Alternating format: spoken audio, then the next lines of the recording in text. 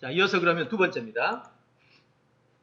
요소 기억 노트는, 요소 노트는 말 그대로 이미 알려진 정보들입니다. 이미 알려진 정보 중에서 중요한 정보를 잘 관리함으로써 내 것으로 만들고 내 것을 만들어서 활용하는 능력을 갖게 됨으로써 아주 단시간에 놀라운 결과를 내는 겁니다. 한 사례만 더 드릴게요. 저는 우리 아이들 딱 하루만 저에게 맡겨주면요, 이 방법을 이용해서 주변 사람들을 그냥 깜놀하게 만들 수 있습니다. 어떻게 하는 줄 아세요? 첫째, 아이가 공부하는 정보의 내용을 남들이 모르는 정보 선택합니다. 두 번째, 가치 있는 정보를 선택합니다. 이건 다중 선택입니다. 남들이 모르는 정보, 그 다음에 가치 있는 정보, 그리고 핵심 정보, 이 세 가지만 뽑아냅니다. 그리고 이것을 말하는 방법으로 훈련을 시키자. 발표 훈련. 그래가지고 누가 물으면 자연스럽게 이 내용을 마치 대화하듯이 풀어냅니다. 이렇게 한번 해볼까요? 일부러 짭니다. 제가 학생들 늘 하는 말이 있어요. 네가 정말 멋지고 성공한 사람이 되고 싶다면 주변 사람들을 계속 놀래켜라. 공포감으로 말고 슬픔으로 말고, 감탄, 감명, 감동을 일으키는 놀라움을 줘라.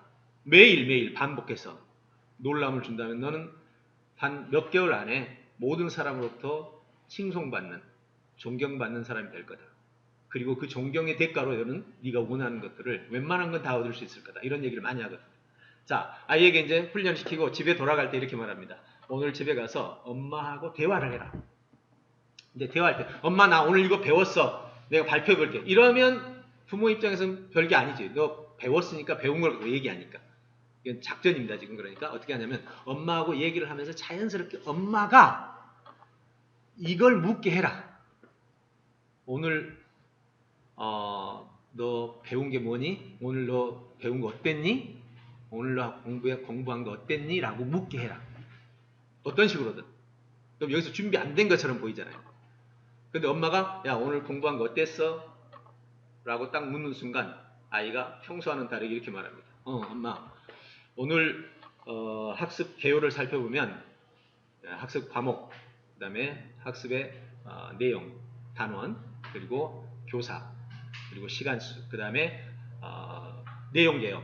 오늘 학습의 목표, 그 다음에 학습의 배경, 학습 목표, 그리고 학습 구성 요소, 그리고 내용에 대해서 서론, 본론, 결론으로 항목을 딱딱 짜가지고 한번 설명을 딱 하는 거죠. 어느 부모가 안 놀리겠어요? 또 가끔 이런 주제를 일부러 만들어냅니다. 아이가 너무 수준 높은 얘기를 하면 안 되니까 학교의 문제에 대해서 미리 여기서 준비를 합니다.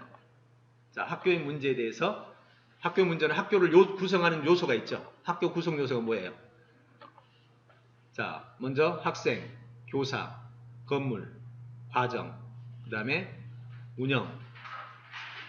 자, 기본적으로 크게 5가지가 있습니다. 그리고 5가지 밑에 다시 교사 요소가 있죠. 교사 요소를 또 나누죠. 이렇게 해서 하위 요소를 쫙 나눈 다음에 거기에 마지막 문제점을 분석을 해요. 이걸 집에서 이제 학교에서 하고 가. 그리고는 집에 가서 뭐라고 그래? 엄마 나 학교 문제를 분석했는데 들어볼래? 이러면 재미없지. 대화하다가 학교 문제를 엄마가 물어보게 만드는 거지. 야, 너 학교 요즘에 문제가 있냐? 이렇게 물었어. 정말 계획되지 않는 것처럼 보인 거죠. 엄마가 학교에 문제가 있니라고 물으니까 아이가 엄마 우리 학교에 좀 문제가 있는데 내가 좀 한번 내가 정리를 해볼게 하면서 학교는 크게 5가지 요소로 되어 있는데 각각 5가지 요소에서 하위를 나누면서 분석해 나가보세요. 엄마가 기절하지 않겠어요? 근데 그것이 연습이 아니고 즉 외워서 모방한 게 아니고 진짜로 모든 삶에서 그런다면 여러분 안 놀라겠어요? 아니 자리 바꿔야 되는 거 아니에요? 맞잖아요. 자리 바꿔야죠. 교사하고 학생하고. 저는 그런 훈련들을 시켜온 사람으로서 너무 잘 알거든요. 제가 꿈이학교가 어떻게 설립된 줄 아세요? 98년 꿈이학교 설립이요. 사실은 96년에 제가 학생들에게 이렇게 가르쳤어요. 그리고 1년 만에 어떤 일이 벌어졌냐면 학교 선생님들이 자기 자녀들을 보내왔는데 80명이 3개월 만에 왔어요. 그 선생님들의 이야기가 뭔지 아세요? 갑자기 아이가 달라졌다는 거예요. 내가 질문을 하면 그 질문에 대한 답변들이 완전 체계적인 답변으로 나오기 시작하는데 너무너무 놀랬다는 거예요. 그래가지고 결국은 그 학생들 중에서 학교 안 보내고 이렇게 가르칠 수 없냐고. 제가 돈이 없어서 학교 설립 못한다고 그랬더니 그분들이 돈 모아서 설립해 준 게 꿈의 학교예요. 놀랍죠? 그거 하나였어요. 그렇게 놀라운 게 바로 학생들이 정보를 체계적으로 정리해서 말할 수 있는 능력, 표현할 수 있는 능력, 이게 이렇게 중요하다는 거죠. 자, 그래서 요소 노트라는 것은 바로 그런 점에서 매우 효과적인 그런 기술이다라는 거고요. 두 번째는 요소 노트는 말 그대로 요소를 기록하는 것은 남의 정보야. 남의 정보만 가지고도 그렇게 뛰어나게 할 수 있다는 걸 제가 보여주는 거예요. 그러면 이제는 내 정보도 필요한 거 아니에요? 여러분, 학생이 활동하는 모든 과정에서 유일하게 창의적이다라고 말할 수 있는 것은 무엇일까요? 암기, 핵심 정보 기억, 요약한 거 발표하는 거. 아무것도 없죠. 오로지 자기의 창의적인 능력은 자기의 의견을 표현하는 겁니다. 더 있나요? 맞죠? 자기가 생각하는 의견을 말하는 것만 이 학생이 하루 종일 8시간 수업 중에서 유일하게 창의적인 거예요. 그러니 얼마나 중요해요. 그래서 의견 쓰기를, 의견 표현 기술을 훈련하고 나면 그런 효과를 얻을 수 있습니다. 제주도에서 장학사들이 교사들하고 해서 서울까지 올라와서 2일간 이 교육을 받았어요. 여러 가지 교육을 같이 받았는데 그 중에서 가장 좋았던 기술이 바로 의견 표현 기술이라고 그랬어요. 몇 년 전인데 아무튼 그 정도로 재미난 기술입니다. 자, 요약에서 창조로 가는 길, 모방에서 창조. 더 정확하게 말하면 여기를 모방이라고 해볼게요. 모방에서 창조로 가는 길입니다. 자, 같이 볼까요? 의견 표현의 가치는 크게 4가지 가치가 있습니다. 생산적 가치. 내가 남의 것이 아니에요. 내 거예요. 내 거란 말이에요. 그러니까 생산적인 거죠. 단지 그것이 가치 있느냐 없느냐, 수준이 높으냐 낮으냐에 따라서 비용이 고부가냐 아니면 저부가가 되냐. 자, 생산적 가치. 두 번째는 발견적 가치. 내가 말하는 거예요. 자, 여기서 중요한 거 들어봅시다. 발견적 가치는 이런 겁니다. 자, 선생님 잠깐 나와주실래요? 모래. 자, 한번 해봅시다. 우리 선생님으로 테스트 해볼게요. 굉장히 중요한 거예요, 이게. 자, 제가 지금 느낌, 주장, 의문, 발견인데요. 제가 지금 느낌을 드리겠습니다. 이렇게 꽂혔어요. 네. 자, 반응. 아프죠. 네, 아프다. 네. 이럴 때 처음에 너무 아프면 아프다라고 하기 전에 뭐라고 그래요? 아프다라는 건 생각이 있어서 나오는 거죠. 갑자기 아프면? 비명이 먼저 나와요. 네. 이건 자극 때 반응이에요. 네. 자극을 하니까 반응이 바로 나왔어. 그런데 내가 또 계속 꼬집는 거예요. 그러면 이제 아프다라고 말을 표현하죠. 네, 이제 느낌이 이제 구체적으로 나왔어요. 근데 내가 더 계속 꼬집었어요. 그럼 뭐라고 표현할까요? 하지 말라고. 하지 말라고 그래. 이걸 주장이라고 그래. 지금 바뀌고 있어. 그죠? 근데 계속 자극하는데 하고 있으면 이거는 그죠? 발견이 있는 거예요. 네, 굉장히 중요한 거예요. 그 다음에 하지 마세요 했는데 이제 몸이 묶여 있어. 잘 들으세요? 몸이 묶여 있어. 내가 아무리 괴롭혀도 어떻게 할 방법이 없는 거야. 자, 인생을 살면서 고통을 피하고 싶은데 피할 방법이 없으면 고통을 몸으로 다 받아내야 되잖아요. 그럴 때 주로 뭐 해야 돼요? 뭐 하게 돼요? 고민을. 그치, 고민. 내 인생 왜 이렇게 고통스럽지? 의문을 갖게 되는 거예요. 그 의문을 풀어가는 과정에서 잡으세요. 이제 철학적으로 풀어보세요. 이 고통은 인간에게 어떤 유익이 있는 거야? 고통을 통해서 인간은 정말 성장하는구나. 이러면 철학이 되는 거야.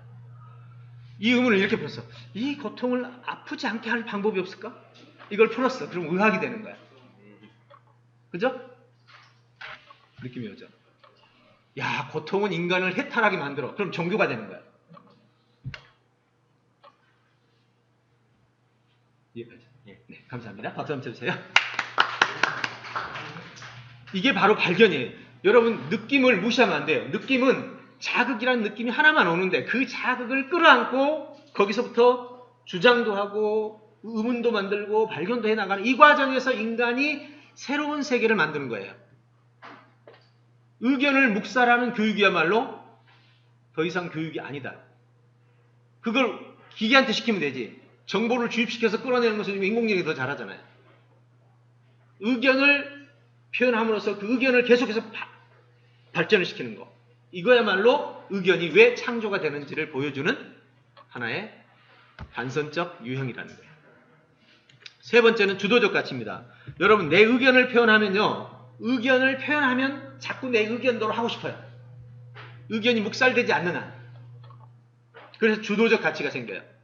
다음에 내 의견을 자주 표현하면 어떻게 돼요? 내 상황을 상대방에게 전달하는 소통적 가치를 만들게 돼요. 여러분, 제일 가르치기 힘든 아이가 뭐예요? 반응 없는 아이. 좀 어떤 상태인지를 알 수가 없잖아요. 예, 이게 바로 의견 표현의 가치입니다. 의견 표현을 구분하면 크게 네 가지로 나눠집니다. 이게 인간이 만들어내는 의견을 통합한 분류입니다. 느낌, 그 다음에 발견, 의문, 계획. 여러분 보시는 건 쉽지만요. 저는 이거 분류하는데 정말 오랜 시간이 걸렸습니다. 원래 남이 분류해놓은 건 그냥 쉽게 받아들이잖아요. 네, 여러분이 분류하려고 하면 쉽지 않아요. 어쨌든 이 네 가지 분류를 가지고 있는데요. 느낌은 이렇게 됩니다. 인간은 그러니까 어떤 자극이 왔을 때 제일 먼저 하는 게 느낌이에요. 그럼 느낌은 어떻게 나오느냐? 크게 두 가지로 나눠져요. 인간의 모든 느낌은요, 우리가 흔히 감정 표현이라고 그러는데 6가지로 현대 학문은 정리합니다. 기쁨, 슬픔, 고통, 외로움, 공포심, 혐오심, 이렇게 6가지로 정리하는데 이 6가지의 정리 방식보다 지금 이 방식이 훨씬 더 효과적입니다. 왜냐하면 이 방식은 체계적이에요. 자, 기쁨을 가지고 해봅시다. 그러면 기쁨의 단계를 보십시오. 너 공감했니? 동의. 좀 더 좋은 게 호감. 좀 더 좋으면 감명. 좀 나으면 감동. 좀 나으면 감탄. 감사는 어때서 여기다 넣냐면 감사는 행동으로 옮기는 겁니다. 다른 사람에게 선물을 할 수 있는 정도. 그 다음에 마지막이 감격. 감격은 그냥 온몸이 정말 같이 느끼는 거죠. 슬픔은 이렇게 나눠집니다. 비공감, 반감, 혐오감, 시기심, 분노, 증오, 공포감, 포기심. 여러분, 포기심이 왜 마지막에 있을까요? 여러분 보기에 분노하고 포기하고 어느 게 더 슬픔에 더 많이 슬픈 것 같아요? 다 같이 분노와 포기 중에 어느 게 더 많이 슬픈가요? 시작. 예, 맞죠. 포기입니다. 포기, 분노는요, 내가 어찌 해볼 수 있는 상황이에요. 뭐 화를 내서 뭔가 해볼 수 있는 상황. 포기는 아무것도 할 수 없는 상황이에요. 그래서 포기를 뭐라고 하는지 아세요? 절망, 즉 수치심이라 해가지고 자살로 넘어가는 단계라고 해요. 모든 걸 포기한 사람은 자살을 쉽게 합니다. 자, 이렇게 해서 기쁨의 단계를 줍니다. 이거 왜 주는지 아세요? 자, 학생들한테 말합니다. 너 느낌 좀 얘기해봐라. 그러면 얘들 잘 하던가요?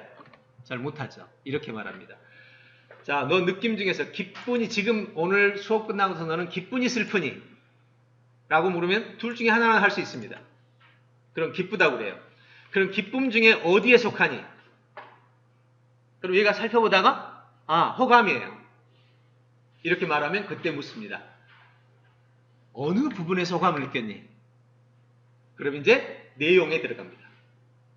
그래서 내용의 어느 부분을 얘기를 하게 돼요. 이런 부분이 호감이 있었어요. 그러면 그거를 우리는 이제 드디어 느낌을 통해서 어디까지 넘어왔어요? 내용까지 접목을 시킨 거죠. 그 다음에 이제 그 내용을 통해서 이렇게 묻습니다. 그 내용에서 너는 뭘 발견했니? 이제 발견 안 했어요, 얘는. 근데 이거 정보를 줘요. 자, 그 내용에서 너가 부족하다고 생각하는 건 뭐니?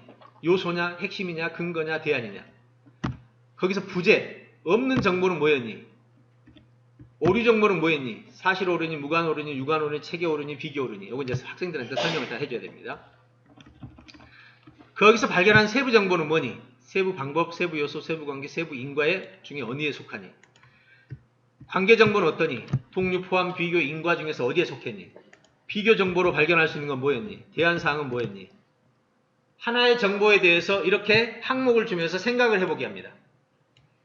그러면 이 중에 어디 한 가지는 나와요. 연습을 시키죠. 그럼 이 발견은 어떤 거죠? 아까까지는 다 모방이었죠. 요약까지는 다 모방이었는데 이때부터는 내가 생각해낸 나의 창조적 정보가 되는 거죠. 이렇게 발견사항을 정리하고 그 다음에 의문을 정리합니다. 자, 네가 본 내용 중에서 의문이 뭐가 있니? 사실 의문, 비교 의문, 추론 의문, 분석 의문, 종합 의문, 적용 의문. 이 부분에 대해서는 이제 연습을 좀 해야 됩니다. 요거는 이제 따로, 오늘은 그러니까 잘 보세요. 오늘 여러분하고 한 거는 요소 노트가 핵심입니다. 그리고 나머지는 지금 이거는 오늘 이거 설명만 가지고는 힘들죠. 왜냐하면 이것들을 다 사용하는 방법을 따로 배워야 돼요. 그래서 오늘은 이건 제가 소개하는 정도 선에서 끝내고요. 마지막 계획사항입니다. 이렇게 현재 우리 스쿨 같은 경우, 올리온 스쿨 같은 경우는 이거를 거의 매 시간마다 씁니다. 강의하다가 갑자기 제가 이렇게 물어요. 자, 방금 들은 내용을 네 의견으로 표현해라. 그러면 학생들은 바로 의견을 이렇게 네 가지로 나눠가지고 거기에 네 가지를 정리를 해 제출합니다. 매 수업 시간에 아마 그 10번 이상 사용될 거예요. 아주 익숙하죠. 네, 이렇게 해서 자기의 생각, 그러니 말을 잘해요. 애들이. 이번에 어떤 일이 있었냐면 충남 예산에 있는 중학교 한 학생들하고 저희 학생들하고 동남아 여행을 갔어요.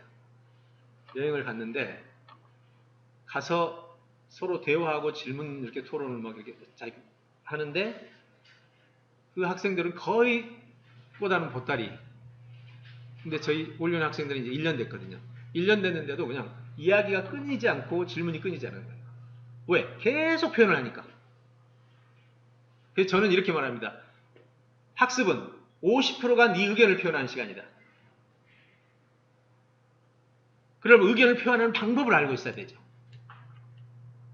이렇게 해서 정리를 해줍니다. 그리고 이제 의견 표현의 형태는 발표형이냐, 말로 하느냐, 문장형이냐, 그림이냐, 영상이냐, 행동이냐, 요 5가지 중에 골라주죠. 자, 이 시간에는 글로 써라 그러면 저희 지금 올리온 스쿨이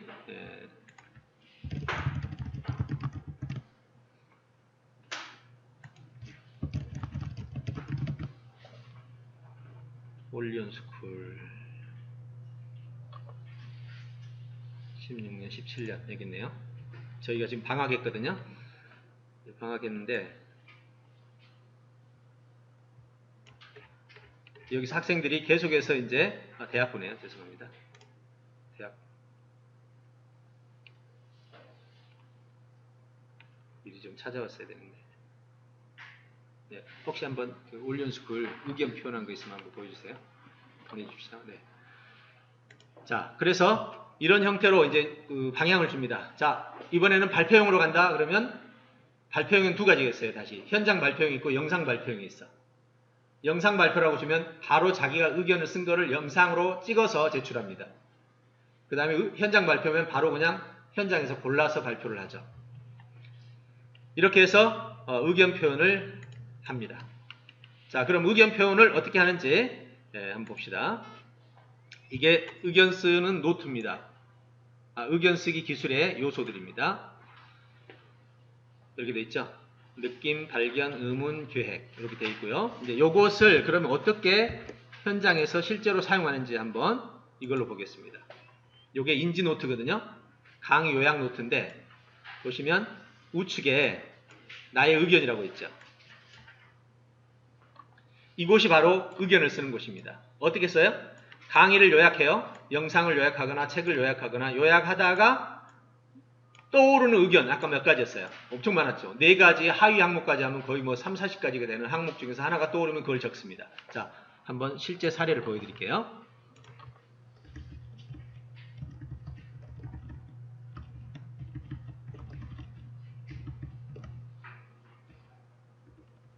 네, 자 여기 보시면 이 학생은 영상을 보고 지금 요약한 내용입니다. 먼저 줄거리가 내용이죠. 영상을 보면서 줄거리를 기록합니다. 그러다가 줄거리를 기록하다가 뭐가 떠오르죠. 머릿속에서. 그러면 우측에 여기다가 느낌, 질문, 깨달음, 발견 있죠. 여기다가 씁니다. 뼈의 개형상을 연구하라 할까? 우리 신체 무슨 연관이 있을까? 한계를 그 의지를 닮아야 되겠다. 이렇게 쓰죠. 그러니까 아이들 타이핑 속도가 저희가 600타에서 1200타까지 나옵니다. 기본이. 컴퓨터만 가지고 수업을 하니까 우리는 수업 자체가 컴퓨터 없이는 수업이 안 되니까. 그러면 타이핑 속도가 빠르니까 웬만한 영상 그냥 받아 요약해서 쓰고, 그리고 자기의 의견 쓰고, 그리고 여기는 영상이기 때문에 촬영 전략이 있어요. 천체망원기 돌아가는 장면은 계속해서 관찰한다는 것을 말해주고 있다. 점점 커지는 행성은 커다란 크기를 말해주고 있다. 우주에서 지구로 돌아오는 과정을 속도감 있게 묘사하고 있다. 다른 곳으로 이동하는 느낌을 주고 있다. 이렇게 영상에서 영상을 촬영하는 기법을 찾아내서 기록을 하죠. 이쪽에는 자기의 의견을 기록합니다. 네, 이렇게요. 그리고 이제 마지막에는 이 내용에 대한 여기에 제목을 자기가 붙이죠. 다큐에는 제목이 없잖아요. 이렇게 해서 전부 쓰고 나면 무려 35쪽 가까운 분량의 내용이 잡히고, 이걸 가지고 최종적인 정리 작업을 하게 됩니다. 자, 그럼 그 다음 거 하나 봐볼까요?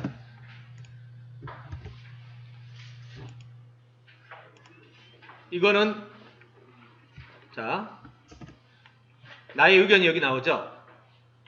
나의 의견에서 좀 글자 키워볼게요.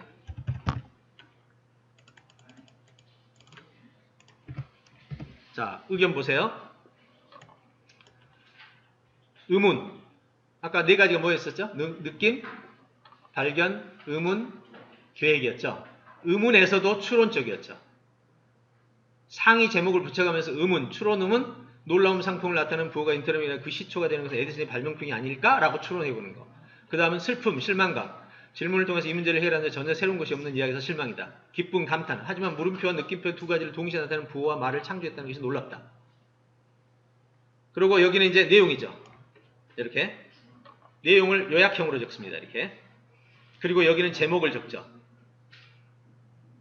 전부 다 만들어내는 것들이에요. 자, 여러분 생각해 보십시오. 이거는 요소 노트에 비해서는 훨씬 어렵죠. 훨씬 정도가 아니라 많이 어렵죠. 그러기 위해서는 이거는 체계적으로 계속 교육을, 훈련을 받아야 돼요. 이런 거는 역량에 속한 거거든요. 정보에 속하지 않아요, 이거는.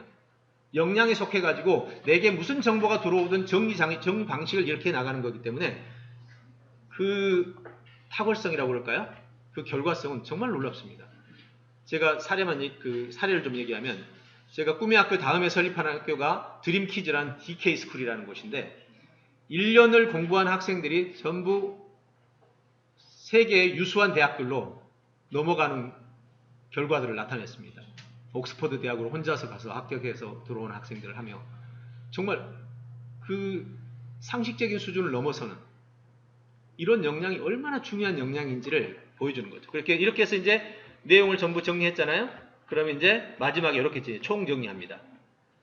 이 전체 내용을 요약한 걸 생각의 빅뱅 인터레뱅이라고, 내용 개요를 주제, 주장, 의도로 나눈 다음에 구성, 서론, 본론, 결론으로 내용을 정리해주고, 나의 의견을 의문, 슬픔, 발견, 계획으로 나눈 다음에 이 의견만 가지고 글쓰기를 하죠. 나의 의견을 가지고 이 의견 속에는 핵심 내용이 들어있겠죠. 그걸 찾아서 주제를 잡은 다음에 구성을 짜고, 그리고 구성을 가지고 글을 써서 제출하는. 여기까지가 한 텀이에요. 자, 여러분 지금 정보를 이거 쓰는데 보통 이거 다 하는데 한 2-3시간 걸리겠죠. 2-3시간 공부해서 정보를 받는 것과 이렇게 할 수 있는 능력은 비교가 되나요? 이건 비교할 만한 얘기가 아니잖아요. 예, 바로 이 부분이 제가 여러분에게 전달하고 싶었던 얘기입니다. 그래서 의견 쓰기는 방금 4가지 기술을 정보 요약 기술에 탑재를 하는 거죠. 그럼 정보 요약은 지금 이렇게 되는 거죠. 이게 정보 요약 노트입니다. 강의 요약 노트인데 여기가 개요, 그 다음에 여기는 정보 요약, 그 다음에 여기는 정보 구성, 그리고 마지막이 의견 쓰기. 이렇게 해서 요약하면서 정보 제목 적고, 우측에는 의견 쓰고, 그리고 마지막에는 요걸 쓰는 거죠. 요거. 그 밑에는 이제 요걸 넣게 됩니다.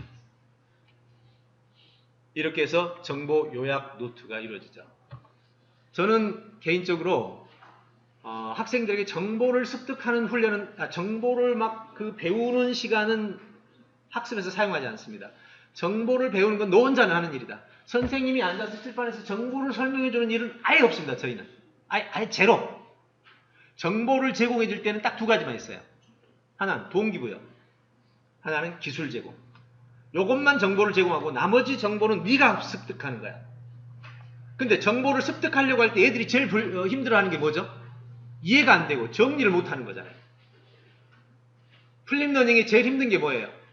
첫째는 안 해오는 거고, 해온다고 하면 그 다음 문제는 어떻게 정리할 줄을 모르는 거죠. 여러분, 정리가 되는 사람은 선생님 필요해요? 안 필요해요? 잘 생각해보세요. 정리가 되는 사람이 선생님 필요한가요? 혼자 할 수 있어요. 그러면 선생님 필요 없이 혼자 할 수 있도록 정리하는 능력을 가르쳐주는 거. 정리해서 내 생각을 창의하는 거. 정리해서 창의하는 거. 이 두 가지 있으면 사실 공부는 끝난 거거든요. 여러분 힘들지 않으세요? 얘들 가르치는 거. 이 두 가지를 세팅해주면요. 선생님은 정말 수월합니다. 정말. 자, 이제 이야기를 좀 정리해 보겠습니다. 자, 이제 크게 제가 요소 노트 쓰는 법, 그 다음에 의견 쓰는 기술은 정보 요약 기술에서 사용이 됩니다. 그래서 이 두 개는 함께 연결되어 있다고 보시면 돼요. 그래서 의견 쓰는 기술은 상당히 수준 있게 하려면 아까 4가지의 하위 요소까지는 한 30여 가지 있는데 그거를 쓸 수 있도록 만들어주면 인간의 생각 속에서 일어나는 모든 요소들을 다 포괄적으로 표현하고 있습니다. 이게. 그 다음에 이제 요약하는 기술을 훈련하면 이제 이 두 가지는 결국 뭐예요? 학습 요소예요. 외부에서 들어오는 정보를 받아서 내 것으로 만들어가는 과정이죠. 그 다음에 내 것으로 만드는 과정에서 여기서 중요한 정보를 모아서 요소 노트로 끌어가는 거죠. 그럼 이거는 여기서 얻은 정보 중에서 가장 중요한 것만 정리해서 내 재능을 만드는, 내 역량을 만들어내는 거고, 그 다음에 이것은 사고하는 역량을 만들어내죠. 이게 바로 오늘 제가 여러분들에게 인지 노트법이라는 큰 그림으로 한번 정리해 봤습니다. 그래서 요소 노트는 크게 어렵지 않으니까 이제 실천만 하면 되겠고요. 요거는 좀 기술이 필요합니다. 그래서 혹시 다음에 기회가 되면 연수를, 이거는 뭐 2시간 연수 갖고는 안 되고 아예 항목 하나하나를 가지고 설명해 가면서 연습까지 해야 됩니다. 자, 그래서 이제 마지막으로 그럼 이렇게 하면 어떨까요? 자, 순서를 이렇게 가지면 좋습니다. 학습 효과부터 갖추자. 요소 노트로 일단은 승부를 보십시오. 제일 먼저.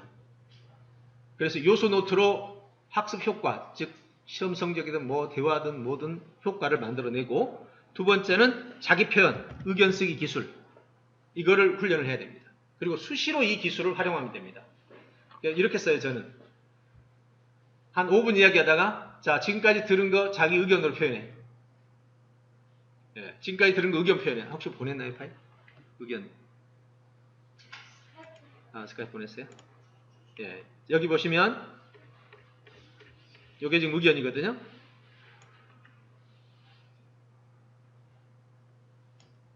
여기다 표현해 줄게요. 여기다 붙여봅니다.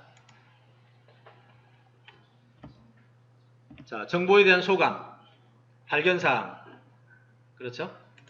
느낌사항, 계획사항, 발표에 대한 소감, 이렇게 해서 하위 요소가 이제 잡혀 나갑니다.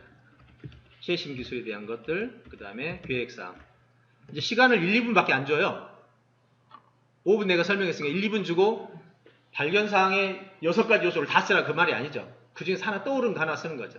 네, 이렇게 해서 정리를 해 나가는 방식입니다. 마지막으로 이제 요약 노트로 내공을 체험할 수 있도록 하죠. 정보와 사고를 동시에 개발하는 방법.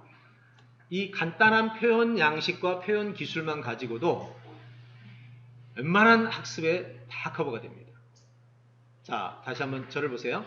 학습에서 접근 방법이요 3가지가 있습니다. 자, 보세요. 인지의 세 요소가 이해, 사고, 표현이란 말이에요. 그럼 이해로 접근하는 방식이 있어요. 이게 암기 방식이에요. 사고로 접근하는 방식이 있어요. 정보를 넣고 토론하는 거죠. 정보를 넣고 대화하는 거죠. 정보를 넣고 써보는 거죠.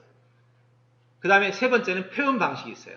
말로 표현해보고 글로 표현해보고 그 다음에 행동으로 표현해놓은 표현 방식이 있어요. 이 세 가지 방식 중에 가장 효율적이고 효과적인 게 어떤 접근일까요? 이해, 사고, 표현 중에 세 가지 접근법이 가장 효과적이고 효율적인 거. 시작. 예, 표현 방식이에요. 자, 봅시다. 이렇게 해보죠. 자, 선생님 내일 올 때 30분 발표 준비해 오세요. 그러는 순간 이제 선생님 뭐부터 할까요? 뭐 발표하지? 데이터 찾아야 되고 정보 학습이죠. 이해. 그 다음에 그거를 정보를 가공해야죠. 사고. 발표할 연습해야죠. 표현. 표현을 과제로 주면 모든 사람은 이해, 사고, 표현을 동시에 다 학습하게 돼요. 근데 암기하라고 주면 사고와 표현은 안 될 경우가 많아. 사고만 주면 표현이 안 될 경우가 많아. 표현의 과제를 주면 모두 다 동시에 돼요. 제가 왜 꿈의 학교 할 때 한 학기에 무조건 논문 한 개씩 썼을까요? 100쪽짜리 논문을 하나씩 썼잖아요. 왜요? 그 논문 과제 하나만 주면 이해하고 사고하고 표현하는 걸 다 하더라고요. 네, 이것이 바로 오늘 제가 여러분들에게 전달하고자 하는 메시지였습니다. 자, 이후 과제에 대해서는 우리 교장 선생님께서 선발을 해주시면 저하고 같이 진행 방법은 이렇게 할 겁니다. 화상으로 저희하고 같이 일주일에 한 번씩 정도, 뭐 짧게는 30분 정도 이렇게 해서 밤에 화상으로 서로 회의하고 그리고 회의된 내용을 여러분이 교실에서 적용하고 적용한 내용을 다시 피드백하고 하면서 그걸 실험 과정을 통해서 만들어가는 결과를 끌어내는 쪽으로 해보겠습니다. 자, 여기까지 오늘 제가 안내를 좀 해드렸는데 지금부터 질문 시간을 좀 갖도록 하겠습니다.